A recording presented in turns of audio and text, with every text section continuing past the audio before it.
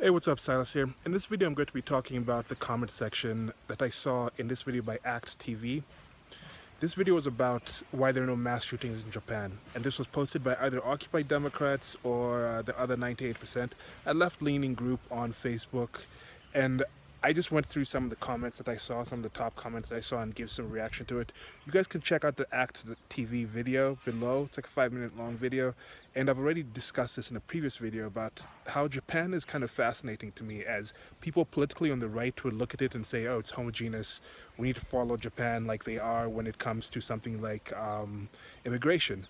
Or they warn and say, okay, look at the demographics in Japan, there's some issues with that happening, and they'll use that politically. Yet people on the left will look at Japan also and things like gun control, and they'll say, look, people don't have guns there, so we need to be like that there. So I think Japan is a place that I'm rather fascinated with it. I've been a fan of manga and anime and things like that, and that aspect of Japanese creative culture for a while. But not an expert in Japan in the least, but just my reactions to this video, to the comments on this following. Check it out. Hope you enjoy it. Getting into that. Yeah, so here we go into the first comment on this video. I was stationed in Japan in the 1980s, and the police didn't carry guns. U.S. military guys always wondered what would happen if a situation were to get out of hand. What would they do? Well, I saw it with my own eyes. I saw one Japanese cop beat the crap out of 4 civilians with his bare hands. Thought Bruce Lee had risen from the grave. So this is an African American gentleman saying this. Well, from his photograph, you can see his profile picture there. Bruce Lee has risen from the grave. This is kind of thing where it's like in a different society, in a different country, if he was a different race, appeared to be a different race, and he said this about another race, it could probably be taken a whole different way. Like, let's say somebody was like, let's say this was a white guy who was in some place in Africa that didn't have guns, because in Africa, guns aren't really a regular thing. And you do see kind of situations like this where the cops do kind of manhandle people. Now, if he had said this was like a white soldier who was stationed in Kenya, for instance, and he saw that, and then he said something like, oh, thought Shaka Zulu had risen from the grave, I think you'd have a lot of people calling him out for some kind of racism, like, oh, not all black people are Shaka Zulu, not all Asian people are Bruce Lee. But this also kind of plays into those things in both ways. Do all Asian people know martial arts? Clearly not, since the cop was able to handle these people.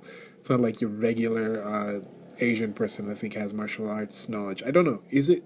Actually, I don't know about that. The fight sports. What are the fight sports in one society? What are the fight sports in another society? If somebody is inclined to learn some kind of martial arts, some kind of physical self-defense type thing, in the United States of America, if you count the people who, let's say, go to MMA or just outright boxing, you count the percentage of the population that does that, and what percentage of the population in Japan actually decide to learn some kind of combat sport. I don't know. The next is a comment that's actually on his feed, I guess, when the replies in there. I did actually go into the replies on this. I'm just reading the main comments up here and giving commentary on that. It says, why would anyone go to Chicago or Compton without a weapon? Punks with guns is all you see. That's why everyone else has to carry. Defending ourselves against punks. Take away the punk's guns and he'll run like Walter Payton. So yeah, again, Walter Payton is a really successful running back in the National Football League, playing with the Chicago Bears. Who's black, so he's like run like Walter Payton. Yeah, so the guy just goes with things like that. You can see it's just a harmless thing. I think it's just a thing that he does, calls into people into other things. So here, as you can see, in Japan, it's not like people aren't violent. Cops do other things in different ways. And he's actually pointing out here that I don't know what this context was in, but yes, they actually are people who are violent and will shoot you. So it's good to have the guns to protect yourself. Now, next comment. And excuse any sniffling. I have a bit of a cold going right now. So, if guns are supposed to keep Americans safer, then America would be the safest place in the world. It is the opposite. Yet people who abuse the rights to the Second Amendment are in control of all the denial. How many more innocent people have to die? How many? So this is a male, at least appears to be a male. This is false equivalency, or this is a complete straw man. If guns are supposed to keep Americans safer, then America would be the safest place in the world. It is the opposite. America is not the most dangerous place in the world. So this is the kind of people who are when they talk about literally, they mean figuratively. I don't like dealing with these people. I'm sorry. Somebody pointed out, I was talking to my brother the other day, and he was like, "You're difficult to talk to sometimes because you take things too literally." A lot of people accuse me of semantics and things like that. But yes, I do know that about myself. I like being very literal in certain things, and these kind of people annoy me because what does he mean? How many innocent people have to die? Does he have anything in mind there? If I was able to talk to this person and say, okay, do you have something in mind? Do you have a certain percentage to say, okay, maybe 1%? Is there a percentage where you're okay with it, or where you're like, okay, that's not a lot? Because if you get to a point and then you actually find out that 90% of the gun violence or the people who died by guns were actually not innocent. How do you define innocent in the situation? What if 90% of the people who died by guns had shot at someone before? Would that be a situation of innocent? Yes, you can say one innocent person is too much to die, but if you say that, then find another country that's apparently so safe. Find a place like this, Japan, where you're supposed to say that Japan is so safe that no innocent people die. Now, if you're just worrying about innocent people dying, it shouldn't matter if they're shot, if they're hung, if they commit suicide from their own personal reasons, then yes, what are you talking about here? This how many? Especially when somebody goes and says how many, I ask them, what do you mean how many? What are the numbers in that situation? Very frustrating. So, on to the next comment. Instead of stating the usual response for such things, well, just go live in Japan, maybe we could look at what other countries do and implement things with their end result being get as close to we can to that single digit number. Now, there's something with this. Japan is an entirely different country than the United States of America in several ways. Both the actual people in the country, you can talk about the homogeneity again, I think it does count for it. The histories of the country, how the countries were established, is an entirely different thing. Guns were part of the establishment of the United States of America. The guns are already out there in the public, so that's another thing to understand. I think there's going to be a response later on down here that's going to touch on something that I could touch on here that I'll wait for getting to that there. But talking about this as a usual response to such things, well, another usual response to such things is just let's go copy what's done in other countries and implement things here without taking into account a lot of things that make those countries and make the country that you're in that country. You can't necessarily just take these two things apart. And insinuating that nobody's actually trying to do this is not correct. I think a lot of people are trying to look at what's positive about other countries and trying to copy it in their countries. This is a current thing. This you can call it cultural appropriation, but is this what this person is encouraging? I have no problem with cultural appropriation. I think we should take the positive things from other places. But this is a lot easier said than done. A lot of the situations, some of the things that we may perceive as positive, do exist due to other things that might be negative or impossible, close to impossible to do in a certain country. For example, what if you found out that part of the reason the Japanese have this kind of level is the fact that 99% or 90% of the population can speak Japanese, so they have one lingua franca where they can all communicate. So you get to a situation where violence can be de-escalated before getting to the point where there's actual death, actual trying to murder somebody, trying to kill somebody. Could that be a kind of situation where you understand that? Then now you come to a place like United States of America, if somebody says we should implement English to be the national language, would the same people who are saying, oh, let's just copy what's done there and do it here, would they be willing to implement that as a part of it in order to do this? Next comment. Japanese people are very respectful and compassionate and caring people. I was married to a Japanese woman, and I had to say that they're really good people. A lot of Americans only care about themselves or people who agree with them and their opinions. Gun violence will never change because people really don't care as long as it doesn't affect them. Until it does, things will never change. Okay, with this one, I don't get it. Japanese people are very respectful and compassionate and caring people. A lot of situations, if you visit a place, or if you're not actually of that place, they will treat you in a different way. In a lot of situations, they will treat you in a more respectful way. They want to save face. They want to appear in a certain way. They know this is an outsider. We have to appear in a positive light towards this person, even if they're talking about you in front of their face. I mean, right in front of you in their language in negative ways and treating you in different ways. I have personally experienced this. I have seen different things. I just came from a safari out in Amboseli, which is this area in southern Kenya, and there's some Maasai's out there. This little trade secret from them. There's a Maasai tribe out there that tourists go and see, and they see the way the Maasai live in their manatas, in their traditional kind of households, villages. And when they get there, the Maasai's put on a show for them. They put on a show that, look, we are kind of living in poverty. They hide away all the newer things that they have, all the amenities that they have, and just seem to be like dirt poor. It gets to situations where you'll have these tourists coming back crying about how destitute these people are, when these people have vehicles, they have technology, they have the iPhones, they have the latest things, but they won't wear those in front of them because they understand we have to put on this show for these foreigners. Now, next here it says, I was married to a Japanese woman. If they're so respectful and compassionate, why isn't he married to them anymore? Now, this may show that he understands as an exception. They, in general, may be respectful and compassionate, yet the experience that he's had in personal and direct with his ex-wife here, if she's not dead, if she's a widower, then apologies for this, but assuming she's a divorce situation, then he understands some of them are not. So that's again what I was saying. Maybe in person, the way they treat you in person is a different way than when they treat you when you're a foreigner, when you're in the out group. And that is something that happens a lot differently in certain societies, in certain cultures, in certain groups. He says here, a lot of Americans only care about themselves. Now again, is this something about himself? Is he an American? Is he saying this about himself as well? Does he only care about himself? Is this some kind of reason, partly why they got this divorce or something? Now, gun violence will never change because people really don't care as long as it doesn't affect them. Gun violence has affected a lot of people, so people do care. So again, this is semantics, but as he's saying, people don't care. Since it's affected people even by his own reasoning, then some people do care. So don't say it's not going to change or people don't care. And then this not going to change thing. What is he saying this? What is he saying to back this? Gun violence has reduced by pretty much any kind of measure that you want to go in the United States of America. It has reduced. There are more guns out today than there have been in the past, yet gun violence has reduced. In most of the country, there are certain places where it spikes up and down for various reasons, but trying to say it's not going to change is not positive, is not helpful, is not correct. Okay, moving on to the next one. Gun control won't do anything considering 94% of gun crimes in the US is committed with illegally obtained firearms.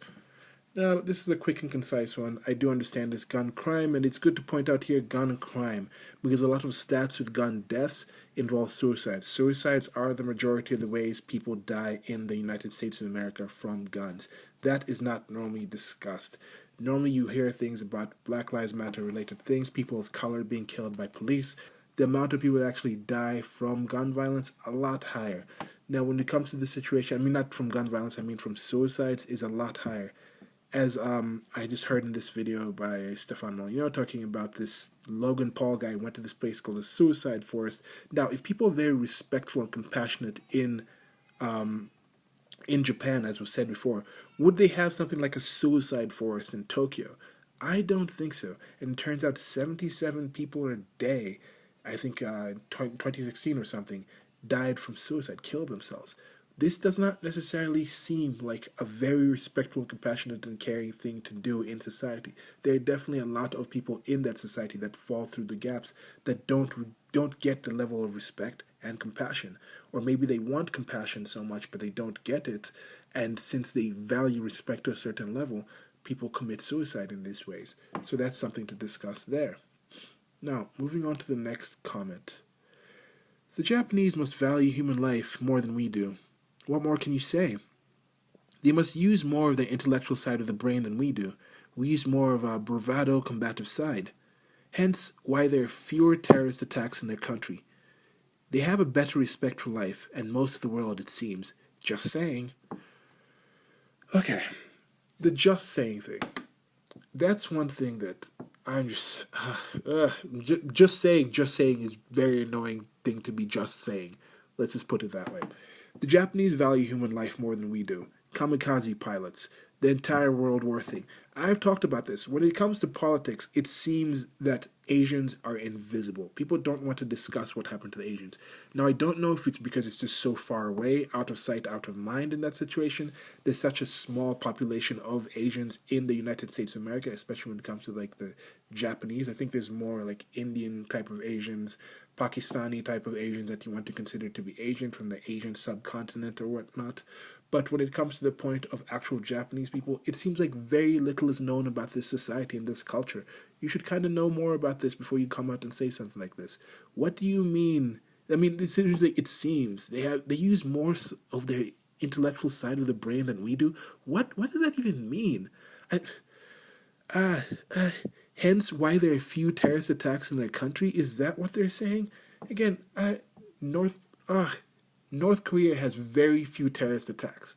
Are you saying North Korea has very few terrorist attacks due to the fact that they have more of the intellectual side of their brain? If you don't consider the entire state itself a terrorist agent, which I would consider it an agent of terror, but that's for another.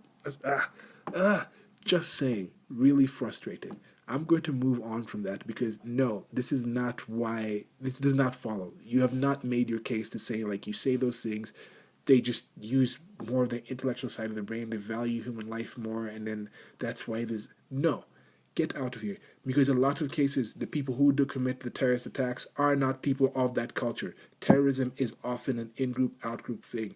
So, show me all these Americans who consider themselves part of the American fabric committing terrorism against Americans, and then you can tell me that yes, part of terrorism is a group of people trying to change the political atmosphere of that place. So, if anything, you can say yes, they like being Japanese enough that they don't commit terrorists to that point. At least most of the people in Japan, they get to the point where that's why they're not committing terrorism, because they don't want to change the political situation in that country. Because that's what terrorist violence is. Terrorist violence is saying, I am against the politics in this situation. I have some political goals that I want achieved, so I'm going to commit these acts of violence in order to get that. Moving on. I will never agree to give up my firearm as long as I live. The reason we have the right to bear arms is to protect ourselves from our government, and it's becoming more evident daily that I may need to. This is a sentiment I agree with, and one thing you find in people who are calling for a lot more gun control, calling for the levels of gun control, like let's say in Japan, where they're saying the government should have pretty much all the guns, where you have maybe 1% of the population actually has guns. That's the kind of stringent things they're looking for. A lot of the people saying this are also the people who are stating that the government under Donald J. Trump right now is a despotic government. They're saying the government is so dangerous. They're saying the police are out there killing black people, killing minorities, hunting minorities. Oh, if we don't watch out, Donald Trump is going to destroy the country. These are the same people who are saying that very same government should be the ones who only have weapons. I don't agree with that. I think those people are illogical. That's just part of their psychosis that goes with it. But let's go back to this. I think this is a good point because I think there's something like 300 million guns. I think it's something like 101 to every 100 people, the number of guns to people, the ratio in the United States of America. So this gets to the point where, yes, I do understand if there was a situation where the government, for some reason, actually wanted to take on the populace, they have more weapons. The government itself, the military itself. They have the bigger guns, they have the planes, they have the tanks, etc., etc. They have the automatic weapons, or you to call them that, the fully auto military weapons that are only allowed. That's already out there in the populace. But a lot of people in the military are in the military because they are convinced that they are protecting Americans. So to turn enough of these people to get them to a point where it's like, yes, the Americans are actually the enemy, how many people would defect taking some of those weapons there? So part of the reason why, America is protected by having that situation. It is a failsafe. I don't really see it coming to that, but it is a failsafe to have an armed population. Moving on to the next one.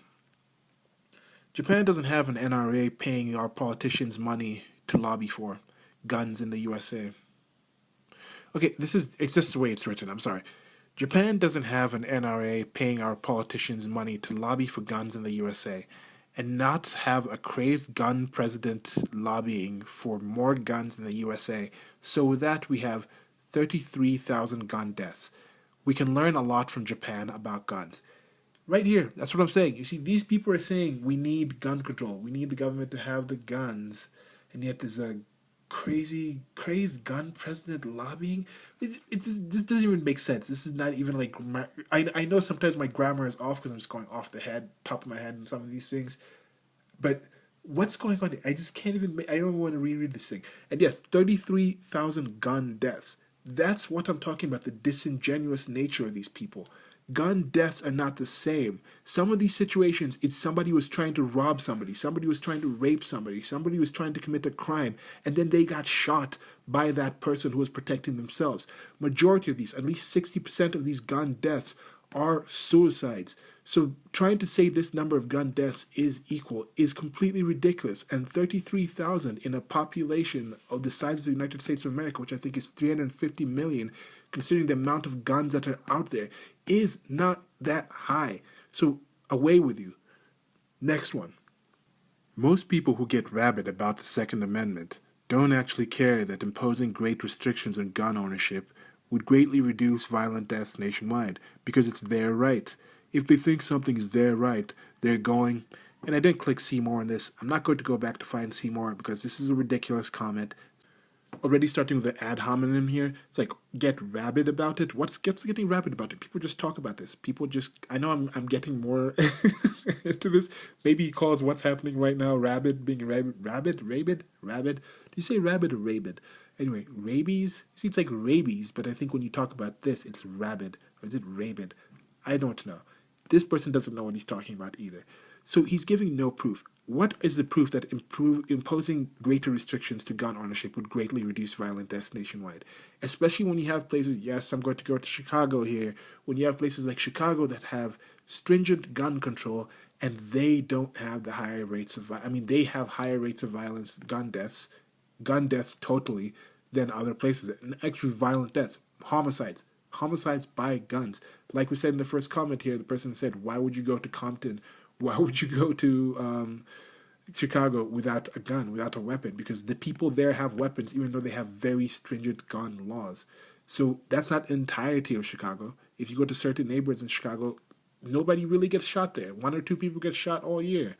You go to certain neighborhoods, 1 or 2 people get shot a week. So it's not just the control on the guns. This person is ridiculous. Moving on to the next one. Oh, I think that previous one was also a female, so maybe I should have done a different voice. That's because the Japanese are way smarter than your average American.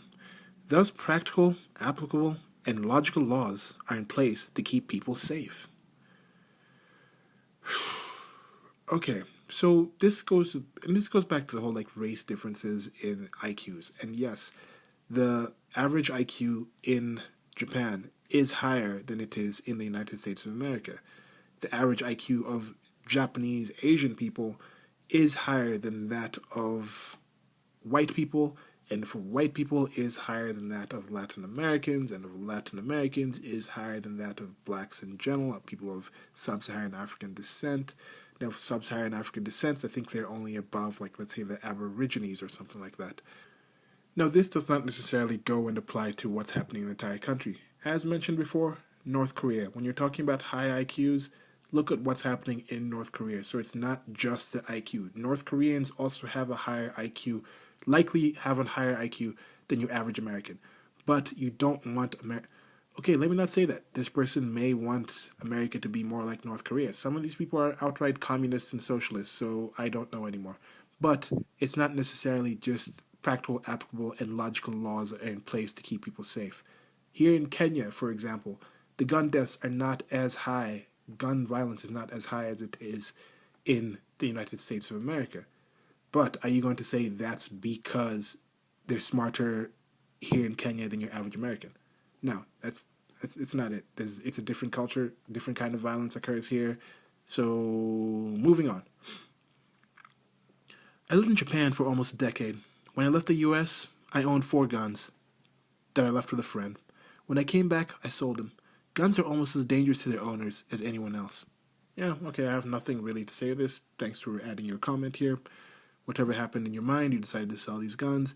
Yes, also cars are almost as dangerous. No, actually in this situation, cars are more dangerous to their owners than anyone else.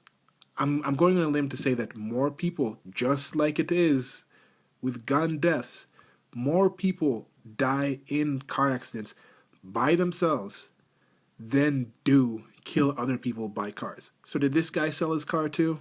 Maybe he moved to a city and sold his car as well. I don't know, but this is pretty much an empty comment. It's a comment of yes, it's an anecdote. Okay, what does it say to the whole Japan situation or whatever? Okay, coming back to this, the last one. After watching this video, I have decided to purchase a ticket to Japan, fly there, get drunk, and let Japanese police wrap me like a burrito. So this is just in the video. If you guys watch the video, there's some police who kind of put the criminal or the person who's acting a fool in this protective burrito thing and kind of cordon him off and take him off. That's how they restrain some people in Japan. But this person who said this, the first name was Muhammad. And you can see from the image, he is a rather dark-skinned person. The amount of actual non-Asian people, I think Japan, this comes with the homogeneity thing. The homogeneity thing is really high in Japan. I'm pretty sure that Islam is banned there. This guy's name is Muhammad. Now, not everyone named Muhammad is Muslim.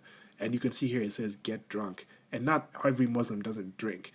But with a name like Muhammad, so he's probably, if he's Muslim, he's probably moderate. He's not really following it as fundamentally as a lot of people do with the whole not drinking thing. But the chances of him just moving to Japan and living there and becoming part of the Japanese, very low when you just come to the numbers. I think they said something like, what was it, like 11 refugees from Muslim countries have been allowed into Japan over the last 5 years or something, or even longer, or was it a year? I don't know. It's a very small amount. The Japanese homogeneity thing, it does play in here. So, winding this down now.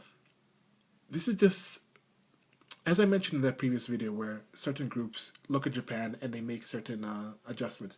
The people in the alt-right, some people in there say, oh, it's homogeneous, that's why there's no violence, that's why we need to be like Japan, we need to have a white nation, we need to have homogeneity in the United States of America, and violence will drop. Then you have this people on the opposite political spectrum will look at Japan and say, look, because there's no gun violence, because there's no violence, the violence levels are really low there. We need to be like Japan. We need to take guns away from people. So you see this whole cherry picking, just looking at another place and saying, I like this thing about that place. I bet it's about this, and I'm going to use it politically. Different things happen for the same reason. People look at Japan, and from their different political aspirations and political wants and political needs, they will take what they like from that place. They will appropriate what they like, what they find. They will look at that culture and take what they find appropriate to make sense in their whole narrative and not account for other things.